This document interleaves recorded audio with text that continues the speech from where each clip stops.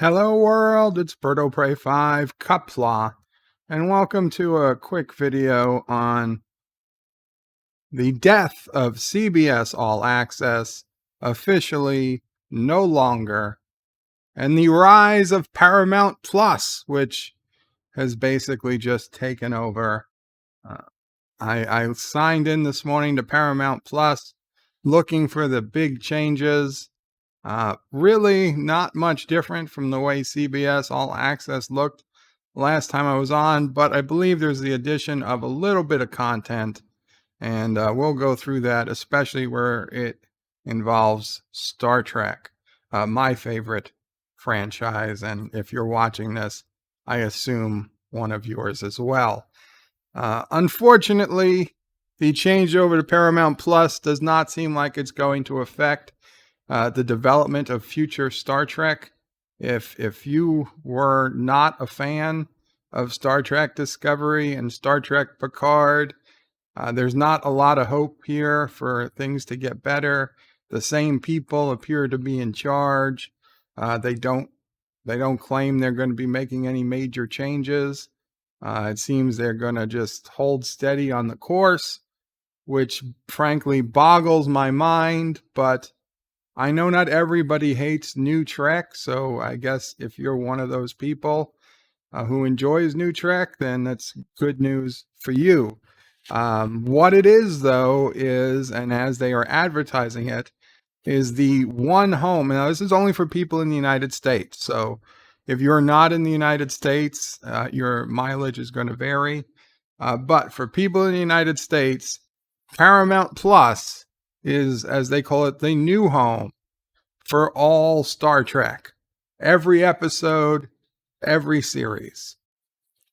Now, Paramount also put out all the movies, so you would think all the movies, but as they say, a selection of movies, and we'll see just what their selection of movies includes in just a couple minutes.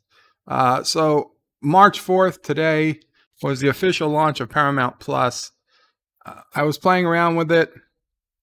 It's a lot like CBS All Access was. The interface is the same. If you have and this is on from me, on my Roku, I woke up around 8 a.m. this morning. I went to check it, and the Roku had magically updated the CBS All Access app to the Paramount Plus app. The icon changed. It's still a blue icon. Instead of saying CBS All Access, it now has the Paramount logo and says Paramount Plus. And all was good with that. I clicked on it. It was like I was, I didn't have to sign in again. It had saved all the positions I was and, series I might have been watching. They were all saved. The history was saved. For all intents and purposes, it's exactly the same app it was yesterday with just a new name. On my Amazon Fire TV, there was a little bit extra. It hadn't updated itself yet, and the icon hadn't changed. So when I clicked on the CBS All Access icon, my Amazon Fire TV told me there was an update available. I clicked to update. It took a couple minutes. It downloaded the Paramount Plus app. It overwrote the CBS All Access app. And once again, I was back in just a couple of minutes, and it looked like nothing had changed. Again, my series were saved at the episodes they were saved at before. If I was halfway through an episode, it was still at the same place. I did not have to sign in again. So the other place where I would watch CBS All Access and Paramount Plus going forward was literally online from my web browser, and from that there was a little bit of difference. So let me go magically to that, and you'll see where we are. So when I wanted to watch CBS All Access, I would go to cbs.com. Now, if you try to go to cbs.com and you try to sign in with your previous CBS All Access username and password. And yes, I still use my AOL account just for things like this. It doesn't work. Invalid. You can no longer sign into CBS All Access. But basically, they tell you if you're looking for CBS Access, go to ParamountPlus.com. And if you don't have one, you have to create a new account. So you click the link, they take you to Paramount Plus. So this is going to be a new place. And yes, your old CBS All Access username and password does work here. You don't have to do anything fancy. You just have to enter it, and you're set. You're in business. Like I said, for those who've been watching CBS All Access or using it, this is the same interface it had yesterday. It just says Paramount Plus up here in the corner now instead of CBS All Access. You've got your listing of networks, just like you've had for quite a while. The main ones being CBS, BET, Comedy Central, MTV, Nickelodeon, and the Smithsonian channel, which is one of my favorites. Now, the fact that they're going to have Nickelodeon plays into the fact that later this year, when Star Trek Prodigy premieres, it will be premiering on Paramount Plus, and it will then later go to Nickelodeon. So if you have Paramount Plus, you will be able to see Prodigy, Star Trek Prodigy, even if you don't subscribe to Nickelodeon on cable TV. Basically, the first thing I wanted to do is see, okay, well, what Star Trek do they really have? And as you can see, I'm a big Deep Space Nine fan. I have Discovery up here because I was reviewing Discovery episodes. They all, besides Star Trek, every Star Trek episode, it appears they have every Twilight Zone episode, the Twilight Zone episode, meaning both the classic Twilight Zone and the 2 seasons of Jordan Peele's Twilight Zone Mistake that they approved around the same time as Star Trek Discovery. And the good news that the Jordan Peele Twilight Zone series was canceled after just 2 seasons. And it gives me hope, because the Jordan Peele Twilight Zone was the Star Trek Discovery of Twilight Zones. It had pretty much the same problems that Star Trek Discovery had compared to original Twilight Zone. Whereas old Trek, you used to see an episode and it would make you think. Jordan Peele's Twilight Zone, you would see an episode and it would tell you what to think. It wasn't that you think for yourself. They tell you what to think. Also, like original Star Trek, your whole family could watch it. Kids, adults, and everybody got something out of it. And with new Trek, Star Trek Discovery, and Star Trek Card, you can't let kids watch it. I mean, you'd be a bad parent if you did. There's constant cursing. There's literally people's eyes being gouged out. It is some disgusting stuff. It is not for children, and they make no qualms about it not being for children. And it was the same thing with the Jordan Peele Twilight Zone. And one of the things most upsetting about that was in the season 1 finale of Jordan Peele's Twilight Zone, the main character was having like an inception moment, remembering the time she used to watch the original Twilight Zone with her parents. And she was saying how great it was that there was a TV show she could watch with her parents. And as a kid, she got something out of it differently than her parents. And now it was 2020, I believe, when it aired, or 2019. She's like, she doesn't even see the thing that she's now in a show that you can't show to children because of its language and its content. And the fact that they canceled it after 2 seasons, it makes me think, well, if they had to cancel that after 2 seasons, Discovery probably would have been canceled after 1 or 2 seasons, if not for the politics that is going on behind the scenes. So it gave me hope. It gave me some hope. But this is not a video about how bad Star Trek Discovery and the new Twilight Zone was. This is about Paramount Plus, and specifically as a Star Trek fan, what's changed? So I go to search. You're searching movies and shows. So we type in Star Trek, and let's be prepared to be underwhelmed.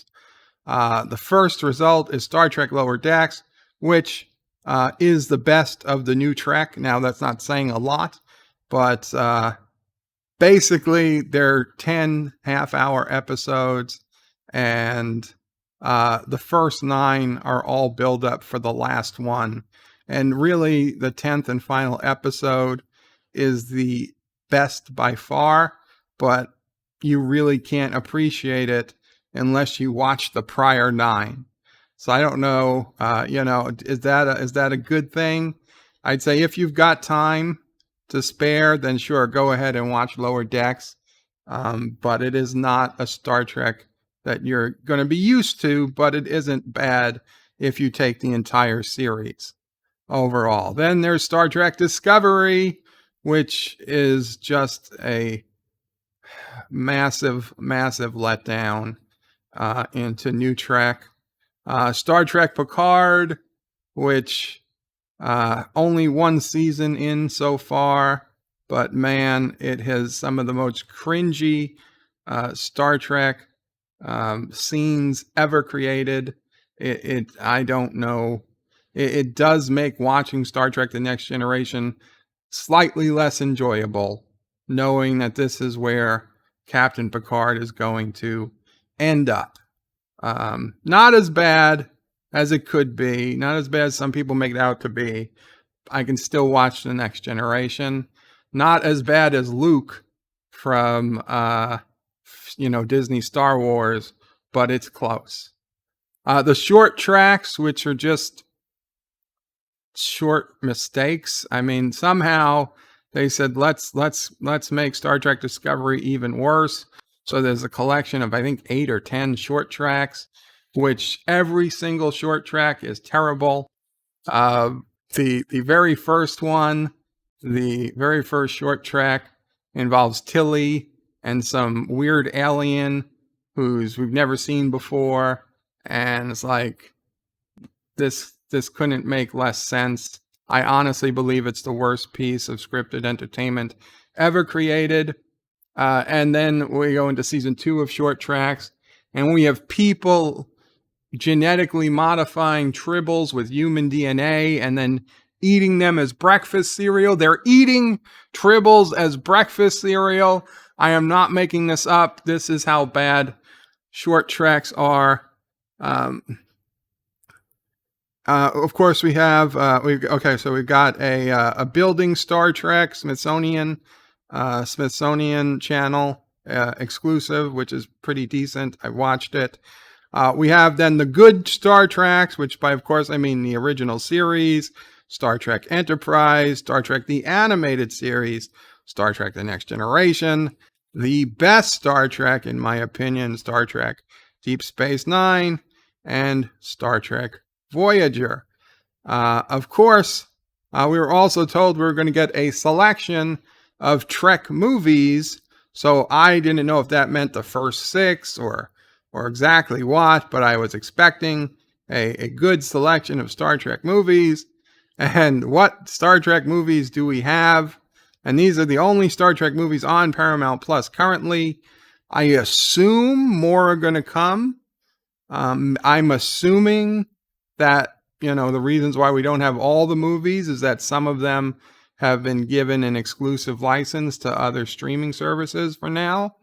But today, right now, March 4th, 2021, if you want to watch Star Trek movie on your Paramount Plus, you have the option of watching, and for whatever reason, they're in no particular order, Star Trek Generations.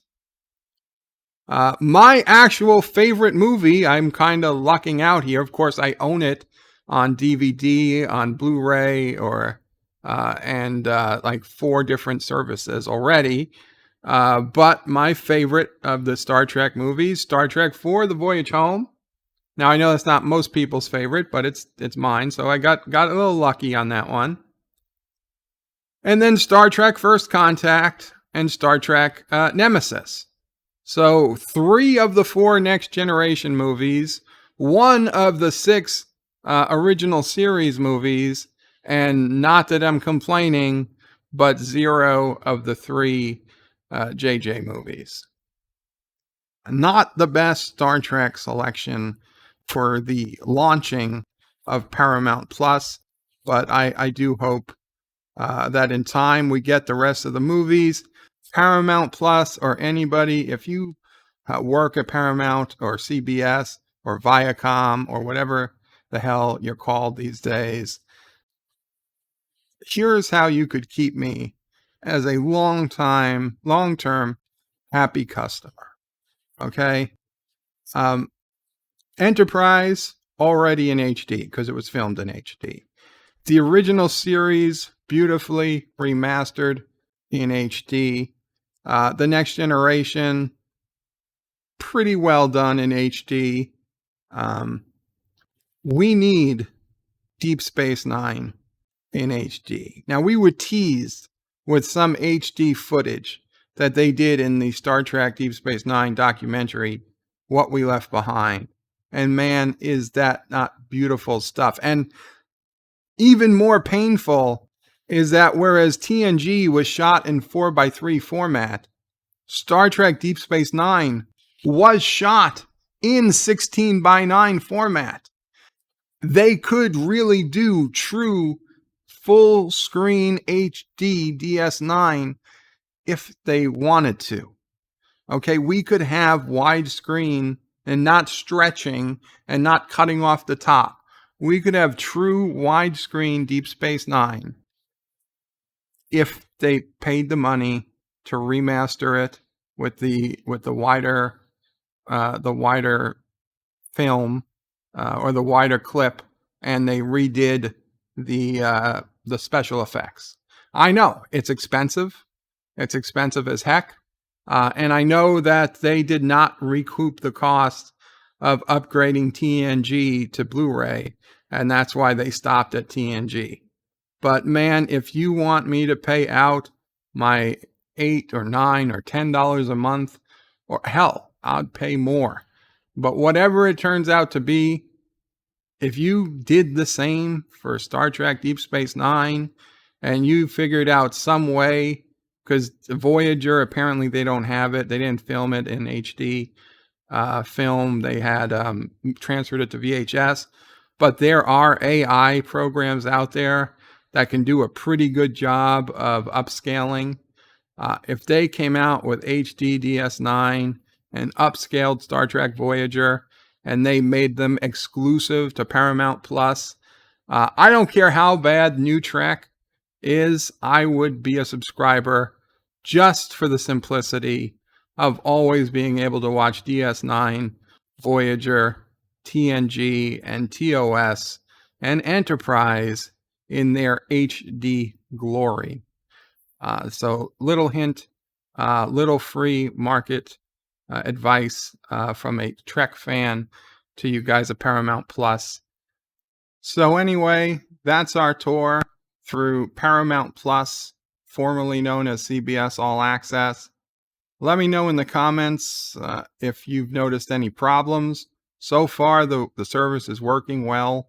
For me, I haven't had any issues not connecting, unlike HBO Max, which was full of problems when it started. Though this is not a new service. It's just taken over CBS All Access. Let me know if you're having any issues. If you're having any questions, I'll do my best to help you get on. Do I recommend Paramount Plus?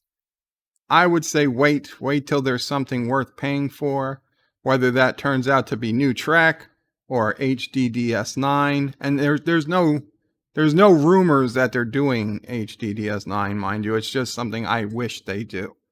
In fact, to be honest, I probably should just cancel it for now and just restart when a new Trek series starts, because all the good Trek I watch is already on Netflix and Hulu and Amazon Prime.